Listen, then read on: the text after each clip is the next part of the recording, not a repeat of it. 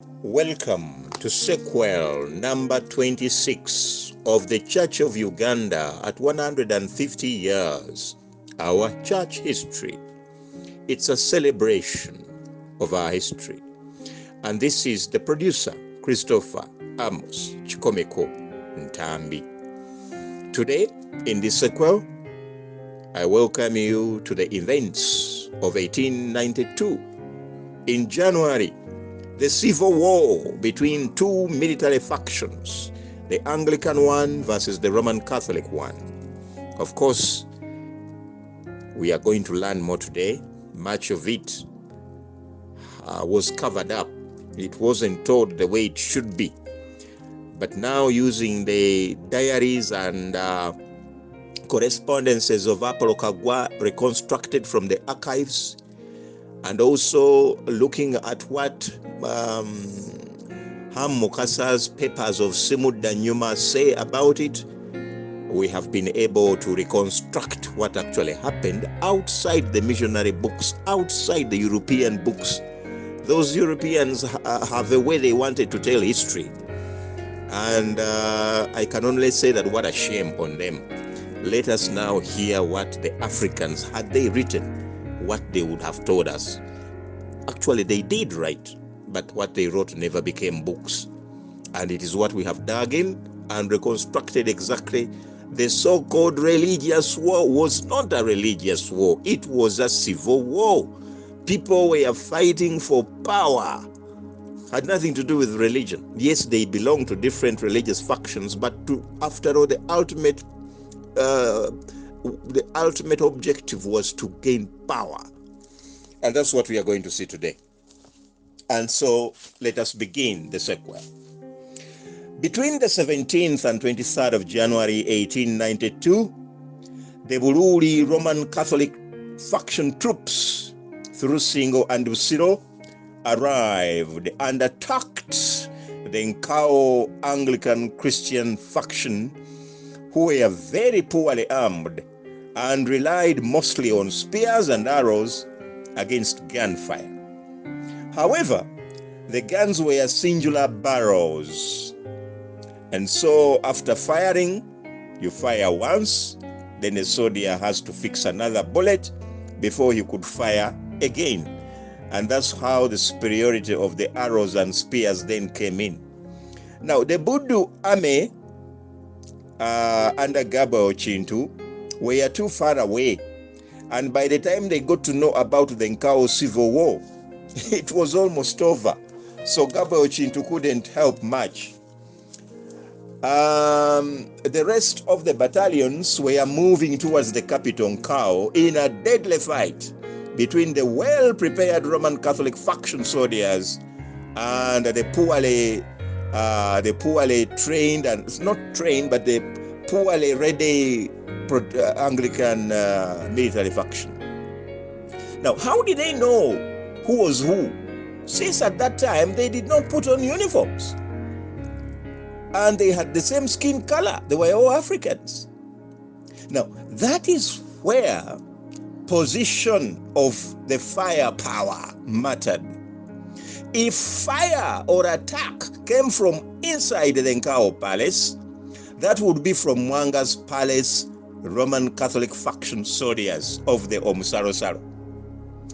If the fire came from the battalions within the Nkawo township, that would be emanating from Apollo Kagwa's Anglican Christian faction. Now, if the fire came from Kasubi, Narukorongo, or Lubaga, that would be from the Roman Catholic military faction. So fire from Busiro County without a battalion would be from either the single Anglican Christian soldiers or the secret undercover Roman Catholic Bururi Roman Catholic faction. Now, the two battalions, that is the Anglican versus Roman Catholic, confronted each other, and they would shoot each other because they would be on opposite geographical positions of the fire. Yeah? So Chagwe Anglican military faction soldiers would naturally join colleagues fighting from Nkawo township. And so the troops from Bulemezi, Anglican Christians, military faction would move to join the Nkawo ones also. Now, on the other hand, troops from Kyadondo, the headquarters of the Kyadondo county chief, who was a Roman Catholic, so the Roman Catholic Christian factions there would either move and join the Nalukolongo Kasubi Rubaga corridor, which was for the Roman Catholic military faction positions. And so those geographical positions were the key things in this civil war. And not that you look like this or you are putting on like that. No, there were no military uniforms. So by the 23rd of January 1892, the Apollo-Kagwa Anglican Christian faction had been defeated, with thousands killed because of the superior firepower of the Roman Catholic Christian faction. Remember, I told you these guys had been given ammunitions and arms by Karl Peters, the Germany who visited. So that's where the balance of power tilted towards the Roman Catholics. Fine. Apollo Kagwa and some 700 troops from the Nkawo Township Battalion fled. They ran away. And they ran towards the Fort Lugard on the other side of Nkawo Hill. They found Captain Lugard with his forces on standstill, simply repulsing whatever fire was directed towards them, but not attacking, because they would not tell who was who, as though the fighters were Africans and they were not in uniform like them. Because for Captain Lugard, his forces were in uniform and you could identify them. But now these Africans, apart from hearing them shooting each other, you wouldn't know who is fighting who. So he was in a dilemma. So thank God, Apollo Kagwa and his troops arrive. And commanders Sekibobo Nikodem Sebwato, Mukwenda Yona Waswa, and the Kangao Zakaria Kizito Kisingiri also fled towards Fort Lugard with about 300 soldiers each. And this was on the 23rd of January 1892. Now, on the other hand, the victorious Roman Catholic military faction soldiers began to assemble at the Rubaga mission to celebrate their victory. And close to 3,000 troops gathered there. Can you imagine? The Roman Catholics had prepared for months. Victory in the end was theirs. They begin to assemble at the headquarters, unfortunately, church headquarters. That was the mistake now. However, their leader, Omsalosalo Sebwato, Mulisi Kinyakyamagwa, remember this is a very powerful military general who had also fought from Kabula. Yeah. Then there was also a Roman Catholic Kago, Paulo Bakunga. Then a Roman Catholic Chimbugwe, Stanlas Mugwanya. They went to Mwanga's in Nsambya County home. I told you earlier, Nsambya was a county kind of resort for Mwanga the second. That's where they found him with about 100 soldiers each to congratulate each other. Yeah, that the Anglican faction had run away. They even don't know where they had gone. They were in victory now. So it was at that point that Mwanga told them that Fort Lugard had not been destroyed yet, and probably Captain Lugard was still alive. From that vintage point, they could clearly watch Rubaga mission as well as Fort Lugard. The commanders at Nsambya quickly sent messengers to Rubaga mission with orders to attack Fort Lugard in the following morning. So on the 24th of January 1892, close to 3,000 Roman Catholic faction soldiers prepared to move in for the last onslaught on the remaining Anglican Christian soldiers and their foreign allies at the visible Fort Lugard when watching from Rubaga. At Fort Lugard, an equally armed and prepared force of only about 1,000 Anglican military faction soldiers under the command of Apollo Kagwa watched the opposite army on top of Rubaga Hill, and they were full of fear. They braced for the order to attack, and it was given. But once again, the Nubians and the Somalis, who were under Captain Lugard, did not move an inch. Can you imagine? here is an order, Apollo Kagwa, you can attack. Can attack Rubaga, but you are not giving him this experienced Nubian and Somali soldiers. You want them to remain to guard you, Captain Lugard. That's what was happening. So instead, Captain Lugard ordered his commanders to move and load the Maxim gun, the Maxim cannon gun, and point it towards Rubaga Hill.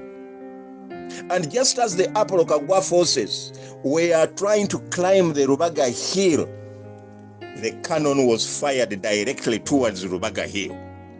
The Nubians were good at their weapon, for it hit the exact top of the hill with a blast that was only equal to lightning during a heavy thunderstorm. A huge smoke engulfed the entire top of Rubaga Hill, and there was not a single visible movement of any human body. After close to an hour, the Nubian army arrived at the foot of Rubaga Hill and informed Apollo Kagwa that they had bombed Rubaga Hill using a super Maxim cannon gun, and that his troops could therefore go into the top of the hill and see for themselves. Now, on arrival at the top of the Rubaga Hill, the entire mission had been put to the ground, and the Anglican Christian military factions were simply jumping over the hundreds of dead bodies littering the ground. Mwanga II and his commanders, watching over at their Nsambya Sport County Resort, could not believe what had just happened. It was time for them to flee, with close to 300 remaining Roman Catholic military faction soldiers who were on guard outside. They ran to Munyonyo and on to Bulingugwe Island, but in the company of the Navy forces, ready to head for Usukuma. Mwanga II sent a message to Captain Lugard to inform him that he had fled to the sea and that he had witnessed the cruelty he vented against the Roman Catholic Christian military faction. And as such, he could no longer work with him. In the note, he signed to prove that it was from him. Mwanga too wondered what kind of a protector he was that bombed people. On the 22nd of January, 1892, that day was recorded down in the diaries of the Anglican Christian missionaries at the nearby Bukesa Mission. The church building at the Rubaga Mission Hill had been bombed to the ground, and all the missionaries on ground that morning were killed. The mission's head had unfortunately moved earlier, and these were Father Alphonse Brad, who had succeeded Mapera. Father Camille Donate had escaped earlier, so they were not killed. But some of the other missionaries were killed. Now, the Arabs returning to the coast of East Africa took the news, and before long, the Rubaga mission bombing to the ground with over 2,000, if not 3,000, Roman Catholic faction military soldiers became headline news across the world. There is no history book on Buganda civil wars that has ever missed that date or the details that go with it. And there ends today's sequel. Tomorrow we shall see what followed the bombing of Rubaga Hill. I remain Christopher Amos Chikomeko Ntambi, celebrating our history over 150 years of our church. May the good Lord bless us all.